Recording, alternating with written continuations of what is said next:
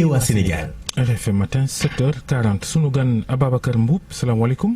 waaleykum salaam. ñu ngi nuyu itam Mouhamed Ali Mouba Ababacar Mboup yow yaay coordinateur mbootaay gi ñu woowee ànd sàmm jikko yi dimanche da ngeen bëgg amal toogaanu ñaxtu ci Ndakaaru foog na Colobane place de l'Obélisque noonu la bëgg rek li nga xam ni moom mooy seen mébét bi ngeen bëgg député yi ànd ceeg yéen assemblée nationale ngir ñu teengal loi yi jëm ci xeex wàllu góor jigéen ci réew mi te bureau assemblée nationale def ci ndaje ba gàntal ko ne ngeen bàyyiwu leen xeex bi tey la wàllu gën a aay ba tax dimanche ngeen bëgg a labaliwaat ñu foogoon ne sax bàyyi ngeen waaye yéen a ngi ci ba léegi.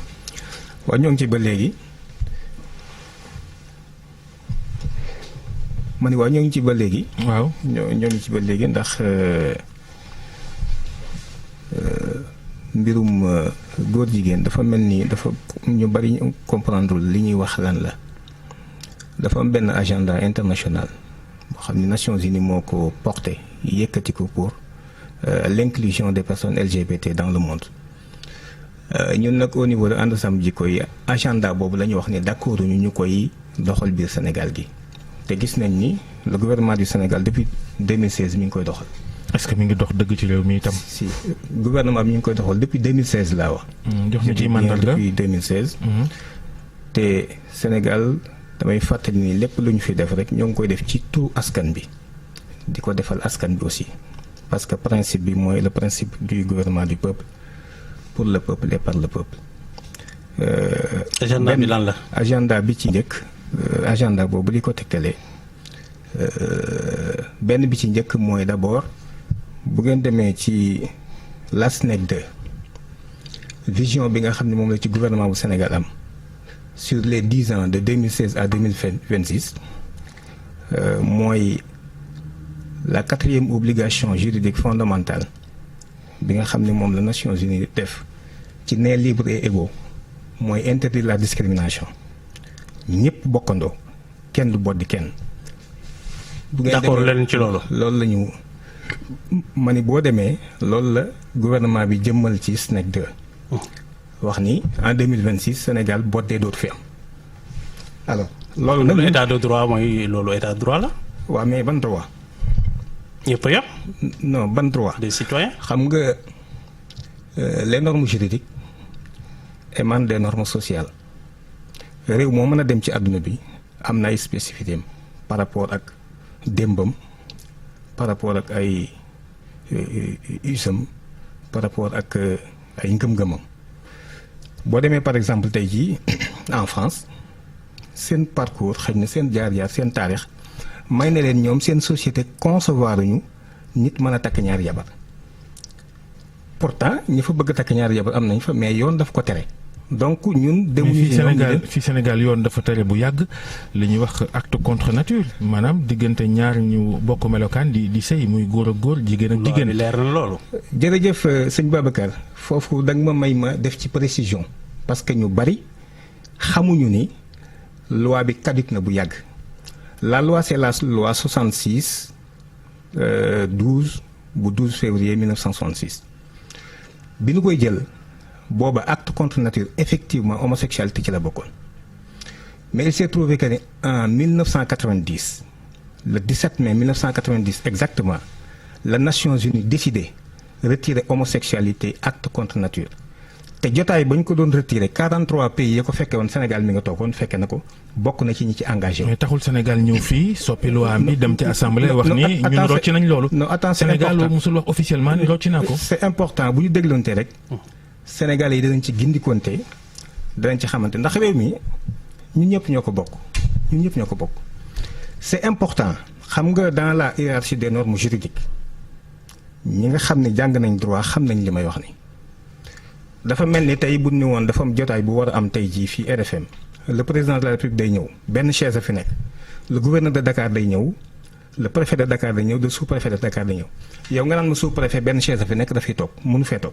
cette disposition là dafa am yu ko tiim ndax loi bu ordinaire la ay loi organique yi ñoo ko tiim les lois constitutionnelles moo ko tiim waxuma laa nag les traités et les conventions internationales te traités yi ak conventions yi boo demee ci constitution bi l'article 98 dafa wax ne ñoom ay lois supranationales lañ donc moo tax li may wax c'est très important loolu c'est caduc depuis 1990. et pourtant ñu ngi condamné nit ñi ci loolu. non attends rek c'est important lii ñuy wax nii danaa ci dellusiwaat léegi nii loolu bu ñu teyloonte rek danañ déggante vraiment.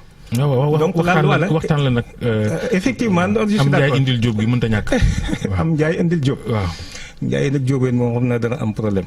ma ñoom ñaar ku ci nangoo doon morom ji mais loolu c'est important ñu xam ni déjà disposition boobu sur le plan international dindi nañ ko te Sénégal ànd na ci loolu ratifié na ko donc loolu tiim na loi yi mu fi nekkoon ci biir réew muy benn deuxième élément bi mooy yemul ci loolu mieux les Nations Unies dañoo jël une résolution à partir de 2011 buy consacrer des droits aux personnes d'orientation sexuelle diverse ak seen identité de genre mooy la résolution 17L9 bu 15 juin 2011 te loolu aussi Nations Unies jël na ko kon dugg na ci disposition supranationale bi ma lay wax dafa tiim loolu mi ngi mel ni nga naan ma benn chaise lu sous-préfet ak le président kan moo ciy toog loolu y a pas conclusion bi lan la y a pas photo mooy le président moo fay toog la loi supranationale moo tiim li nga may wax loolu c'est un élément li Macky Sall waxoon ci kanamu Barack Obama bi mu fi ñëwee ci Ndakaaru wax ko ci kanamu Premier ministre Canada ne fii ngóor jigéen du fi meññ ci réew mi loolu tam engagement boobu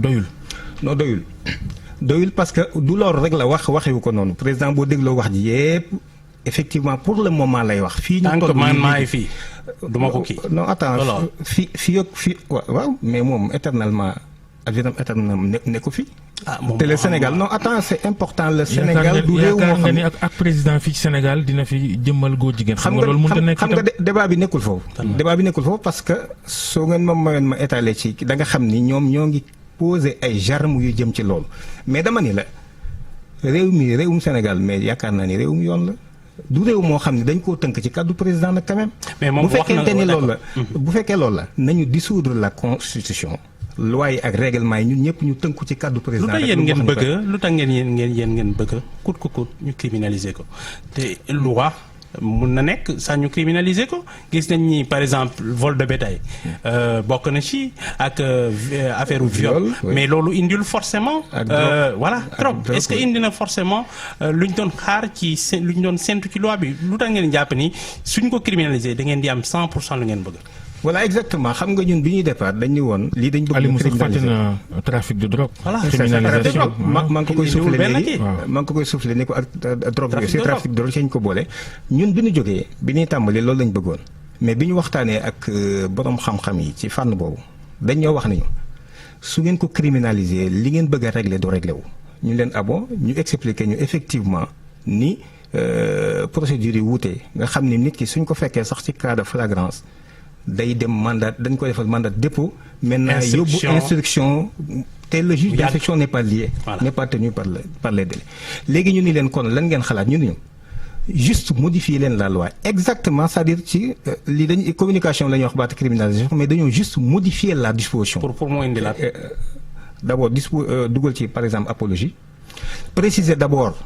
aussi dugal ci ay dispositions yoo xam ne la loi 66 bi ñu koy def loolu amagul woon ci kaw suuf xam nga lan la orientation sexuelle et identité de genre amuloon en 66 LGBT amuloon en 66 yooyu aussi ñu dugal ko ci disposition parce que ay faits yu nouveau la yoo xam ne dañ ko war a dugal ci biir réew mi daal loolu du fi meññ dama xamul lu tax ngeen bëgg. non ban garantie nga am ni du fi mel. du fi meññ parce que. ban garantie c'est-à-dire teg ñu benn garantie boo xam ne leer nañu nii. léegi dama lay laaj léegi. d'accord si. sociologiquement fii ñàkkee d'accord moo tax suñu taxawaay bi. léegi dama lay laaj Ababacar Mboup ana góor jigéen Sénégal yi ana nu. bon c'est-à-dire gis nga li ñuy wax Babacar sama turandoo ñun dépassé na loolu dépassé na ndax doo dégg mu ko suñ communication ñu wax kii góor jigéen laa génne noonu parce que problème bi dafa dépassé loolu y a une vision boo xam ne si dafa unilatérale nit am bëgg ko imposer adduna bi ñun c'est ça. gaa yi tamit Ababacar Mboup Alimu gaa yi tamit nee na ñoom ñi Ababacar Mboup ñii ay jihadiste lañ c'est-à-dire que ñii ay extrémiste lañ. waaw loolu la gaa yi wax dafa am yéen tamit yéen da ngeen am agenda caché maanaam da ngeen bëgg bu yàggee sax ngeen nit ñi bu kenn sol pantalon bu kenn baali bu kenn dem restaurant yéen itam da ngeen am ay pexe yu ngeen di nas pour tënk askan wi ci yéen ni ngeen bëggee réew mi doxee. bon de toute façon xam nga ànd sàmm jikko yi ni mu bindoo du mbiru ay jullit kese démb rek j'ai été voir le clergé catholique bu Sénégal te ñoom ñoo ngi ci biir liggéey bii nii yaakaar naa ni foofu problème islamisme amu fa démb rek maa ngi jokkoo ak le porte-parole du roi d'Oussouye parce que ñoom aussi partie prenante lañ ci li ñuy def nii. donc du problème mu ay islamisme ak christianisme ak yu ni demee c'est un problème de société comme ni ma la ko waxee ñun Sénégal nous ne voulons pas cet agenda là nous ne voulons pas qu'on nous impose en fait cet agenda là aussi parce que dëppawul ak suñuy wala dëppawul ak suñuy te gis nañu le gouvernement mi ngi ci dox laa la wax depuis 2016 li may wax nii yéen a ci mën a interroger ni je comprends parce que da ngeen bëgg a xëy na askan wi gën a xam mais état bi mosoo leen dégg li ñuy wax ñu dellusi ci parce que liñ leen di wax ay arguments yu leer lañ leen tegal ci seen kaw alors lu mel noonu nag su amee nee naa la y a des dispositions yoo xam si non seulement la loi dafa obsolète dafa caduque ndax c'est dépassé waaye dafa am ay mbir yu amoon bu yàgg dafa am yu bëree bëri waxuñu loolu. ñoom d'abord le bureau de l'Assemblée nationale moo wax la ñoom ils ont violé la loi violé la loi à 3 reprises ba noppi jox seen bépp ay prérogatives yoo xam ne yoon mayu leen ko moom laa lay wax léegi man dama jàpp ni Sénégal réewu yoon la loolu laa jàpp man. état laïque jusqu'à preuve non c'est-à-dire waxuma li nga wax dama ni réewu yoon la laa wax rek. nekk état laïque. réewu yoon la réewu yoon nag dama yaakaar ne yoon wi nu tëral ci la nit ñi war a jaar ñëpp nag yoon amul ku ko tiim mais yoon moo war a tiim ñëpp en principe laa jàpp aussi. alors lu mel noonu su amee xam nga ni l'Assemblée nationale dafa am benn loi bu ko tënk ñuy wax le règlement intérieur muy loi organique. loi organique boobu dafa wax ci disposition article 60 bi moom moo wax ci procédure yi projet ak proposition de loi alinéa 1 bi d'abord ñoom dañ ko violé parce que dañ leen wax ni su ngeen jotee lu mel noonu na ngeen ko yëgal assemblée bi mu constater en fait le dépôt ngeen informer l'auteur ou les auteurs loolu ba tey jii le groupe le bureau de l'assemblée defuñu ko muy benn violation de loi te yaakaar naa ni loi dañ ko war a fonk buñ nee nii lañ ko war a def rek noonu lañ ko war a defee lii ma la wax ni le bureau de l'assemblée def ko jusqu'à présent. deuxième élément bi boo demee ci alinéa 5 bi dañ leen wax ni le bureau de l'assemblée nationale mënul fi muy mën a gàllankoore amendement wala proposition de loi ci ñaari condition rek lay nekk mooy su fekkente ni amendement bi wala proposition de loi bi su jàllee dafay am incidence financière c'est-à-dire quoi c'est-à-dire que dafay soxla xaalis pour ñu mën ko jëmmal ko bu nekkee loi ou bien dafay aggraver wala mu dagg sax ay ressources publiques. mais est-ce que calculer ngeen itam loi bu mel noonu c'est important. ñoom dañu violer la loi la wax.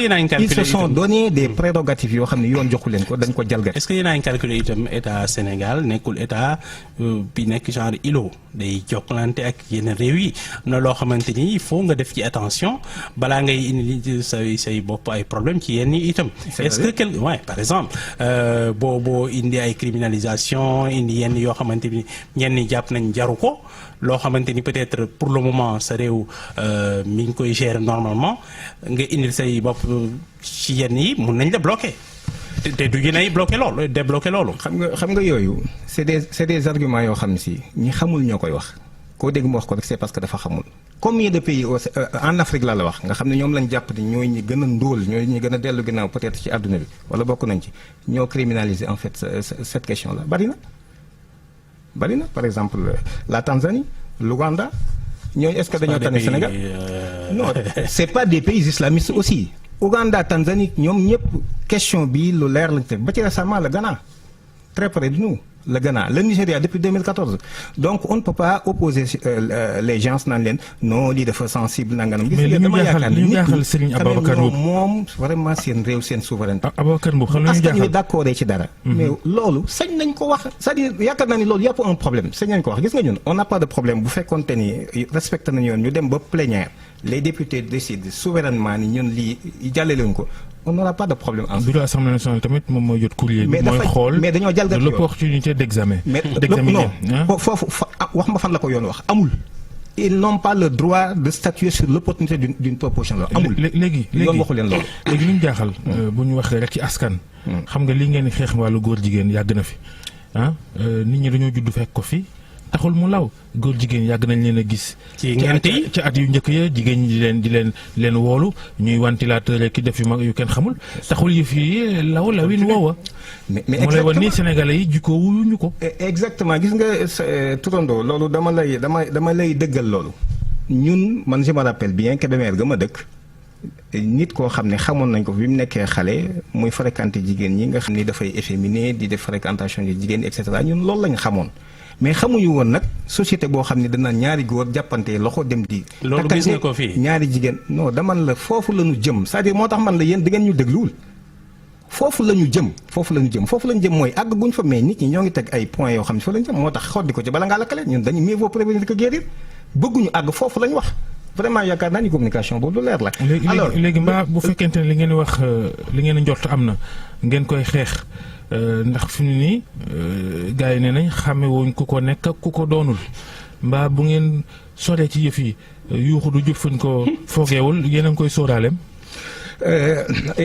avant may ñëw ci sa laaj boobu rek dama bëggoon a compléter si li nga waxoon sànq c'est important parce que mosuñu fee dégg tey par exemple ñu ni la bisu gàmmu le 25 décembre yéen a ngi koy rappelé wu 2015 dajeeg suñu mbokk catholique yi tamit di fête Noël ay góor dajante di takkante loolu aussi xamuñu ko woon bokkul ci woon récemment gis nga ko ci benn mosquée ñu yéeg ba ci kaw ay góor di fa sëy loolu xamuñu ko woon def ko ci ay cimetière nangam li ñu xamoon mooy nit ku efféminé mais kon dimension bi bu yeggee foofu loolu moo lay wax ne kii kon. war nañ ko jéem a jël ban médiatisation li ma lay wax ni c'était en 2015 en 2008 mbaaw gi. c'était amoon na peut-être dama la en 2008. ay nit daje nañ fii mbaaw di fi takkante. en 2015 on se rappelle à Kaolack et cetera ba récemment phénomène bi am ni kon donc gis nga loolu.